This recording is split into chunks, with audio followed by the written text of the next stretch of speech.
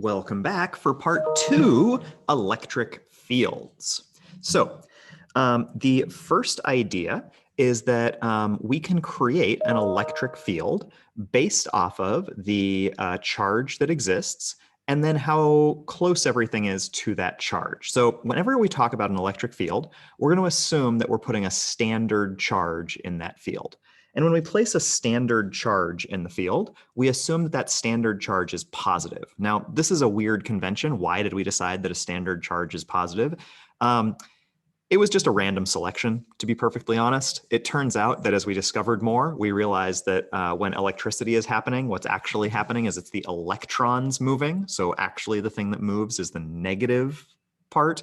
But we still say that it's the positive charge that's moving. So the electrons are going this way, and we say the charge must be going this way, because if there's negatives going this way, then the positive is going that way. And somebody at the beginning said, before we knew about electrons, before we knew that they existed, they just said positive is the charge that moves. So we always say that a standard charge is positive. So if we're putting a charge in a field, or a charge in a field, it's a positive charge. All right. With that out of the way, there are two ways that we can draw these electric field diagrams. The first would be putting a positive charge in place. Here I have a positive charge, and you can see the closer the object is, the greater the arrow, so the greater the force away from that positive charge. As I get further away from the positive charge, the arrow becomes smaller. So like big arrow, really close, medium arrow, midway out, small arrow, furthest out. And if I have these points all the way around, I can draw them all at the correct magnitude. And I see that it kind of goes out like a little sun, like a yay, bunch of rays going out. For a negative charge, a positive charge would be attracted to that negative point. So then all the arrows are going to go in towards the negative. As they're closer to the negative, the arrows are bigger. As they're further away, the arrows are smaller because there's less force the further away they are. So towards a negative, away from a positive. All right, so we can actually measure that field strength. And we can say that the electric field strength at a certain point, so at point X, Y, Z, because there's 3 dimensions in the world, the electric field strength is going to be equal to the force divided by the charge. So the unit for an electric field strength is newtons per coulomb, force divided by charge unit. I can also say that the electric field of a point charge, so if I don't have that specific force, I can find that the electric field of the point charge is going to be equal to kq over r squared. So that would be by combining this plus our original force equation. So the force equation was k q1 q2 over r squared. 2 of the q's cancel out, and I'm left with the q kq over r squared. Now, if q is greater than 0, that would be positive, and then the force would be away from the charge. If it's negative, it would be towards the charge. Okay, so let's do a little stopping and thinking. Ranking in order from largest to smallest, the electric field strengths A to D. Okay, so electric field strength is kq over r squared. K is a constant, so I can kind of ignore that. So really I'm left with q over r squared is my proportionality. So in this case, q, single q and r, that would be q over r squared, okay? This one, 2q over r, would be 2q over r squared.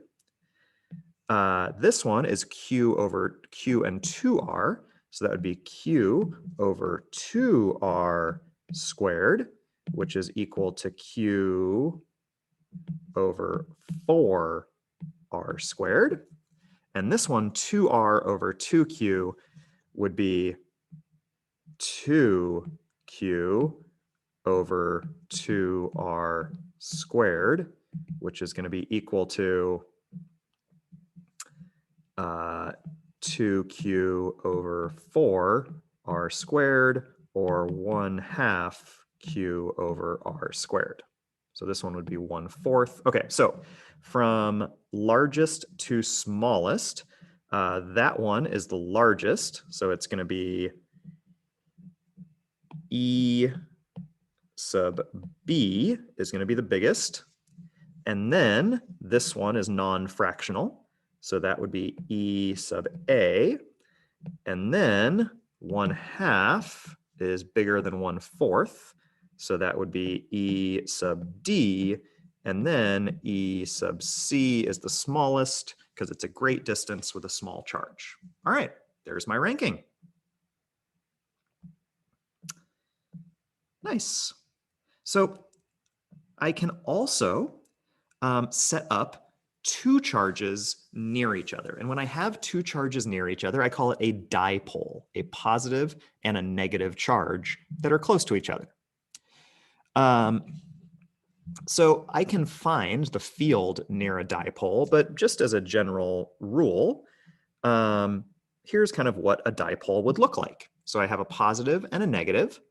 The field points away from the positive here, and it points towards the negative here. So it'd go towards the negative, away from the positive, away from the positive, away from the positive, away from the positive, towards the negative, away from the positive, towards the negative. So I could draw all these separate arrows like this, or I could connect all those arrows together. And when I connect all the arrows together, I end up with these electric field lines. And these electric field lines for the dipole show where the object would go, where the standard charge would move in all of these cases. So where would it go and how fast would it be going as it goes out here? Okay. All right, so with that in mind, let's go back up and do our little sample, finding the charge near a dipole. Okay, so they're separated by 1.2 centimeters. And I need the electric field strength over here, 1.2 centimeters away, to the right of the positive charge. Okay, so I'm going to have two things going on. A electric field strength, E, is equal to kq over r squared, right? Now, this is negative 1.5 nanocoulombs. This is positive 1.5 nanocoulombs. This one is 1.2 centimeters from the charge. This one is 2.4 centimeters from the charge. So I'm going to end up adding these together. So my total is going to be, I'm just going to use positive for the first one and then negative for the second one. So like E total is equal to K Q positive over R squared plus K Q negative over R squared. Right? I'm going to add those two together because each of them contributes to the piece there. All right.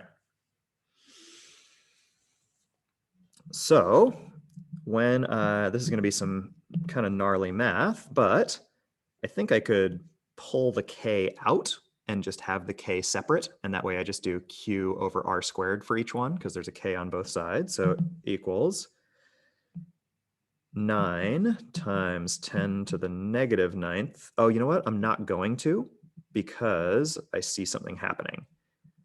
Newtons meters squared over coulomb squared times q positive is 1.5 times 10 to the negative 9th coulombs, because a nanocoulomb, over 1.2 centimeters squared. That's 0.012 meters squared. Okay. Plus, this one is going to be 9 times 10 to the 9th. Sorry, this is positive 9 there for the constant. newtons meters squared per coulomb squared times negative 1.5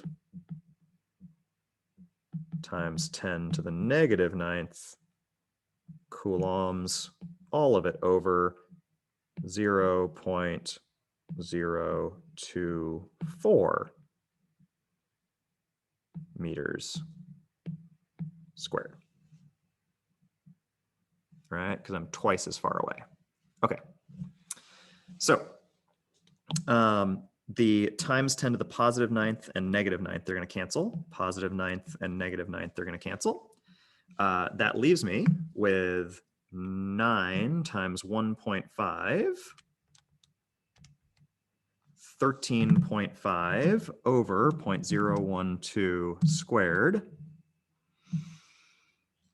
So this is going to be 13.5 over 0.000144 minus, because this is a negative, 13.5 over 0.024 squared, 0.000576. Now it's just a matter of doing the math. Divide those, subtract them away, and I find it is approximately 70,000 newtons per coulomb. So when I do that math, that's about where we end up. Cool. All right, so we've already taken a look at what those electric field lines look like. The other thing to pay attention to is for electric field lines, as electric field lines are closer together, so like in this area right here, as they get closer together, that means the object is going to have the greatest field strength. It's going to make the charge move the fastest. The greatest field strength is going to be when the lines are close. So over here, the lines are close. So that would be the greatest field strength. Here, the lines are further apart. That would be less field strength. All the way out here, they're really far apart. So that'd be much less field strength. Okay? In this case, all the lines are equally close together, so the field strength is constant. So we just pay attention to how close the lines are to figure out how much the field strength is. So using what I just learned, rank in order from largest to smallest, the electric field strengths 1 through 4. So 3 and 4 are both equally on lines close together, right? Those are all on lines really close.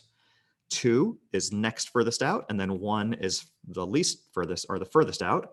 So the largest to smallest would be 4 equals 3, which is bigger than 2, which is bigger than 1. And these would all be E4, E3, E2, and E1.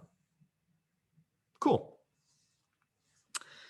Another way of looking at it, which of the following is the correct representation of an electric field created by 2 positive charges?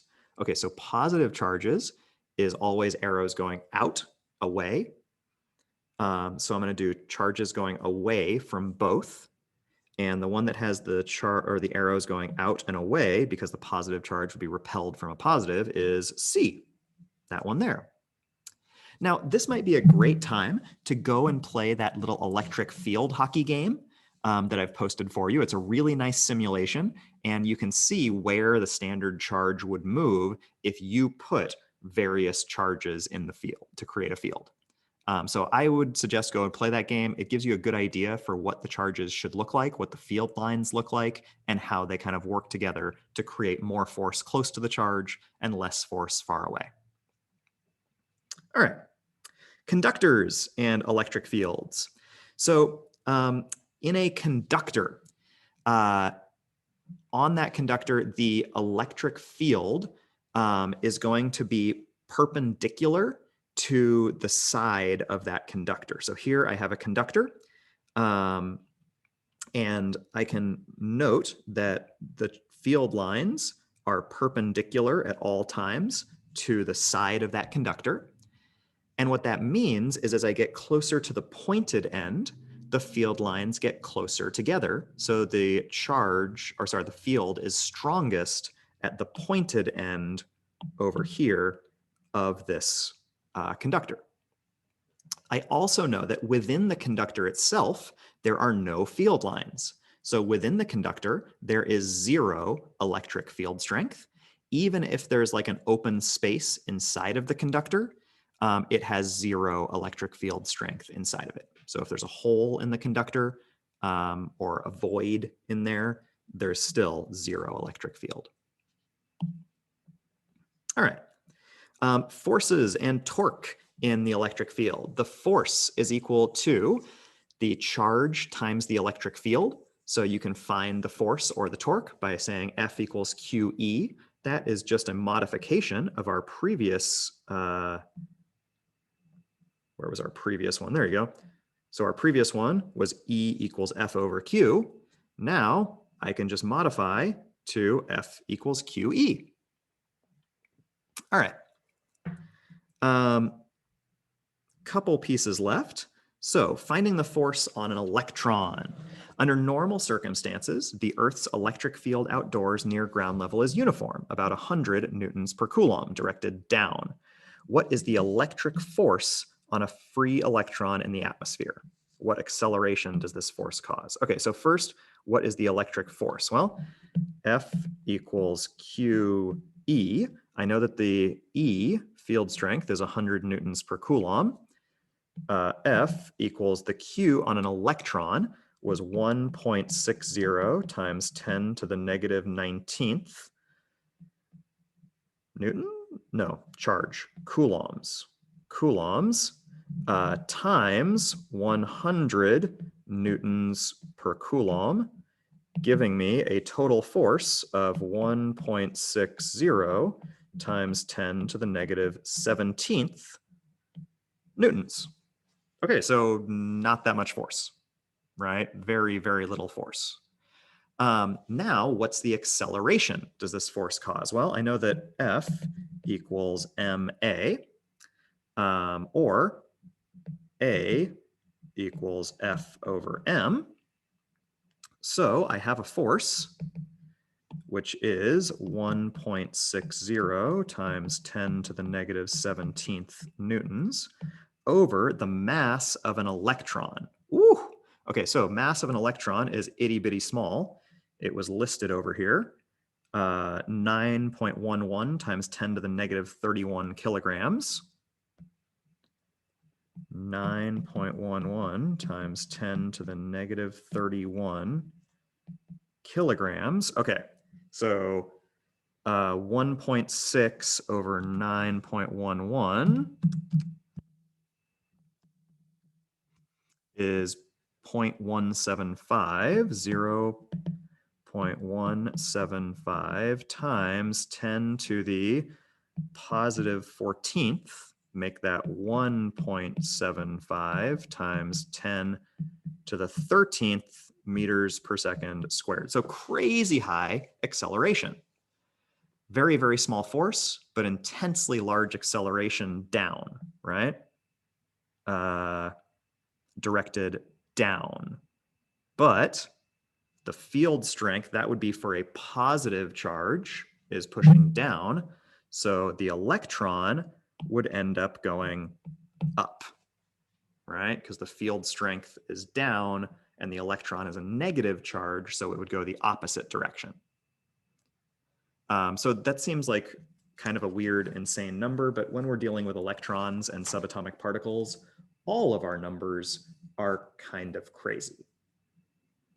All right. So forces and torques on an electric dipole. So this is just showing if I have a dipole like this and they are stuck together and the field strength is going opposite for the negative charge right here and with the field strength for the positive charge, then they will create some torque. So they will spin around with each other. They're connected to each other. So they like flip-flop until they are in line with the field. All right. Last piece, rank in order from largest to smallest the forces a proton would experience if placed at points A to E in this parallel plate capacitor. So we haven't really talked about parallel plate capacitors. They are not part of AP Physics 1. However, I can take a look at this field strength, and I notice that the field strength is the same everywhere. Since the field strength is the same, the force is also going to be the same everywhere. So I think it would be same for all, because the force is equal to Q times E, and they're in a place where all of these are the same, right? The field strength is all the same. The charge on all of them is the same. So the force would be all the same. All right. With that, I think we are ready to hit those practice problems for our chapter 20. And I've also posted some stuff that you may or may not have seen before, just kind of review on some of these charges, some games to play, and some different ways of thinking about electric fields and electric charges. So make sure you check those out if those are useful. Enjoy!